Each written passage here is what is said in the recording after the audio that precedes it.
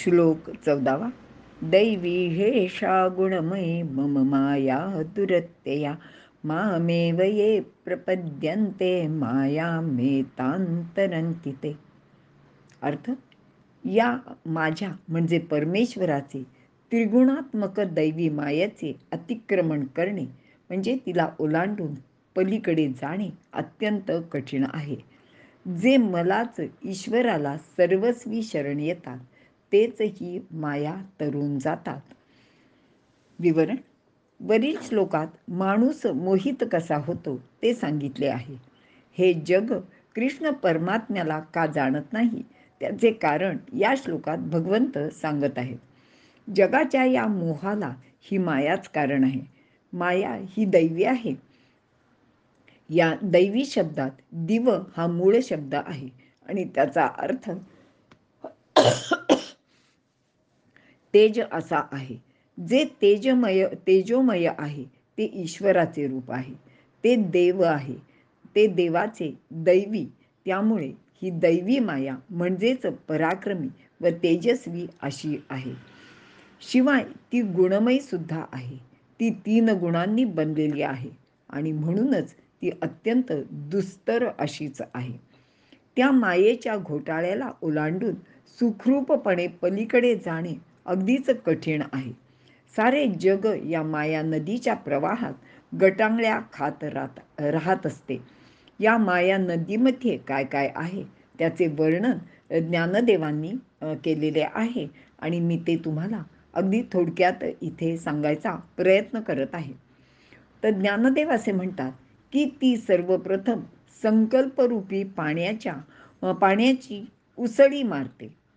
या संकल्पातून पंचमहाभूत रूपी बुडबुडे निर्माण होतात व सृष्टीचा विस्तार करून मग आपल्या त्रिगुणाद्वारे ही सर्व सृष्टी ती मोहित करते. जणू या गुणांचा ती पाऊसच पाडते. त्यामुळेच मोहाला महापूर सुद्धा येतो आणि त्यात यमनियम वाहून जातात. या नदीच्या महापुरात द्वेषरूपी अनेक भोवरे निर्माण होतात व तिला मत्सरांची अनेक वळणे सुद्धा असतात. या नदीत प्रमादरूपी मोठमोठे मासे असतात.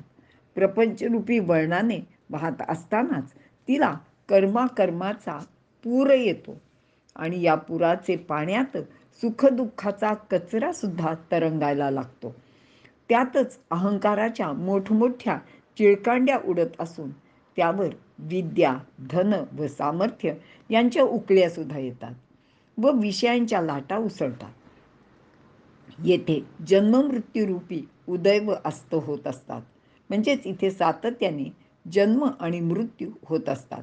तिच्यातच अज्ञानाचे मोठे भवरे तर फिरतच असतात आणि भ्रांतीच्या गढूळपणाने आशारूपी चिखलात प्राणी ऋतून बसतात.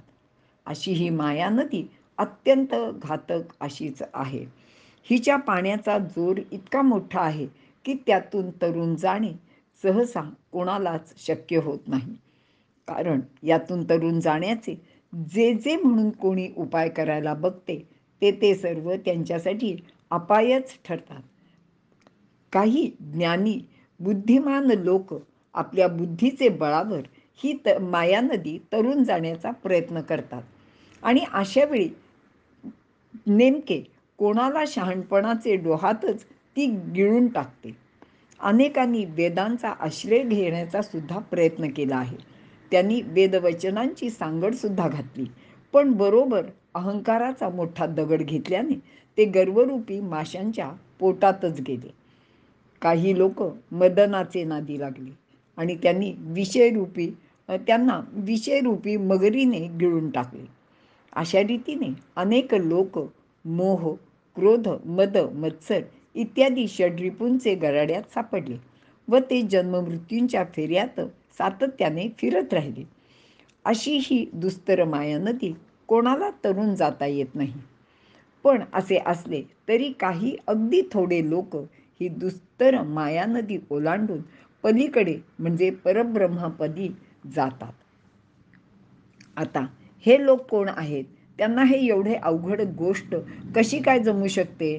असं तर आपल्याला नक्कीच वाटणार, कारण हे सगळं भयंकर आपण ऐकल्यानंतर आपल्याला असं वाटतं की अरे बापरे, हे सगळं काही फारच कठीण आहे.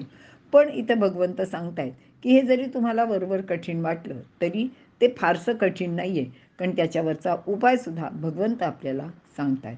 तर भगवंत असं म्हणतायत की जे सर्व भावे मज भजले, ईश्वराला सर्व भावाने शरण जाऊन त्याचे भजनी जे लोक लागले, शिवाय एखाद्या कुणाला सद्गुरूसारखा चांगला नावाडीसुद्धा मिळतो आणि मग त्याच्या कृपाच्या साह्याने तो साधक ती नदी हे अगदी सहजच पार करून जातो. कारण अशा लोकांनी अहंभावाचा त्याग केलेला असतो. त्यांचा विकल्प पूर्णपणे नाहीसा झालेला असतो. प्रपंचाची आसक्तीसुद्धा संपलेली आहे आणि त्यामुळेच त्यांचा जीव ब्रह्मरूपापाशी ऐक्य पावू शकतो. वैराग्य धारण केलेले असे हे लोक अनायासे ही माया नदी ओलांडून पहिलं तीर गाठतात. पण ह्यासाठी अखंड प्रयत्न लागतात आणि वर सांगितल्याप्रमाणे सद्गुरूंची कृपासुद्धा या गोष्टीसाठी अत्यंत आवश्यक अशीच बाब आहे. मायेचा दैवी गुण पाहिला. गुण याचा दुसरा एक अर्थ असा सुद्धा आहे की तो आहे दोरा. सत्व रजतम या दोऱ्याचे बंधनाने जीवाला बंधन प्राप्त होते. म्हणजेच ही गुणमयी माया दोऱ्याप्रमाणे कार्य करत राहते असे आपल्याला लक्षात येते आणि यातून सुटण्यासाठी विवेकाने पुढील विचार करावा लागतो. कारण माया म्हणजे कला कौशल्य ते निर्माण करणारा परमेश्वर हा कारागीर आहे. त्यामुळेच त्याची कला म्हणजे माया त्याच्यातच आहे. ती त्याहून भिन्न नाही. ती ईश्वराची शक्तीसुद्धा आहे. जोपर्यंत आपण ती ईश्वराची शक्ती प्राप्त करून घेत नाही तोपर्यंत तिच्या मोहजालात अडकण्याची भीती असते. ईश्वराची ही शक्ती त्याला अनन्य भावाने शरण जाऊन गुरुकृपेच्या साह्याने माणूस मिळवू शकतो. एरवी मात्र ही गोष्ट अत्यंत कठीण अशीच आहे आणि ती सहजासहजी कोणालाही उपलब्ध नाही असं भगवंत इथे अर्जुनाला सांगत आहेत. मी तुम्हाला सगळ्यांना एक अशी विनंती करीन की हा जो 14वा श्लोक आहे आणि त्याच्यावरच्या ज्या माऊलींनी ज्ञानेश्वरीत ओव्या दिलेल्या आहेत त्या आपण अगदी मुद्दाम वेळात वेळ काढून अतिशय शांतपणे त्याचं वाचन करावं आणि ज्यांना शक्य आहे त्यांनी त्याचा खाली दिलेला मराठीत अर्थसुद्धा वाचावा. म्हणजे आत्ता आपल्याला जरा हे काहीतरी अवघड काम आहे असं वाटत असेल त्यांना ते कळण्यासाठी सुलभ जाईल अशी विनंती करून मी इथे थांबते.